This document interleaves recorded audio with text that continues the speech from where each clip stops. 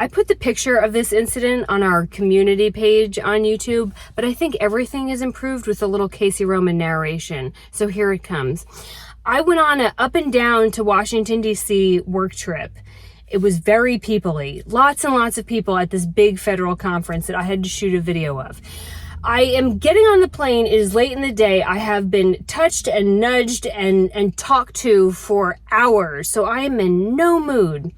And I'm terrified of flying. So those two things together, plus my just generally sparkling personality.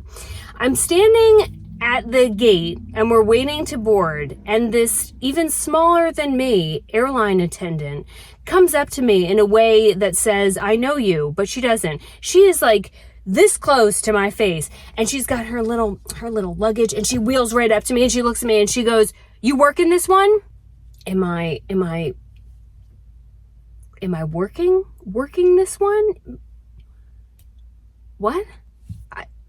I am not working right now. And then she just takes off. She just wheels her little self onto the plane and takes off. Odd, very odd. Everyone gets situated, we get up in the air, and I realize that I need napkins, but I cannot get the attention of the adorable, highly confrontational airline attendant. So I just get myself up and I go head to their little hovel where they probably just talk about us the whole time to ask her for some napkins. On my way back, I make eye contact with a man who is wide-eyed and is looking at me with a lot of hope in his face. Now, that is not usually the face that men look at me with. There's no hope. His eyes just get bigger and brighter, and I notice that his torso begins to turn towards me, as do his hands start making this sort of arc in my direction. I look into his hands and I notice that he has an empty plastic cup and a handful of garbage. And I think to myself, sir, you have got to have some kind of audacity to assume that just because I'm a female and I'm walking past you that I'm going to take your garbage? I am not your mother. You can get your sorry ass up and take your garbage out yourself. Those ladies are busy in the back. I went up and I'm like having a meltdown in my brain that this man has the nerve to hand me his garbage as though I work for him. I get closer and closer. I am not breaking eye contact, as if to pull his soul out from behind his eyeballs. He's still looking at me with a lot of hope in his face.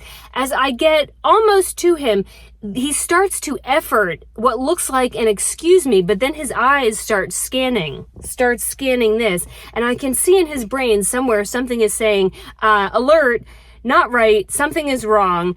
And then I realize what the problem is. I am wearing a starched, ironed, blue wraparound dress with 3/4 length sleeves that adorably fold up at the cusp and are buttoned in. I look exactly like an airline attendant. That was the problem. Now, naturally, being as friendly and approachable as I am, I just blew right past him, but realized that there was a missed opportunity there. I could have gone and shoved snacks in my pockets and then resold them for cash and made a couple bucks when I was there. I could have grabbed that microphone and commandeered the speech at the beginning about air mass and how to handle it if we're going to die any second. That I would be good at. I'd be very good at that speech. What a shame. He probably didn't realize he was looking at your future president. But there you have it, America. This is the face of hospitality.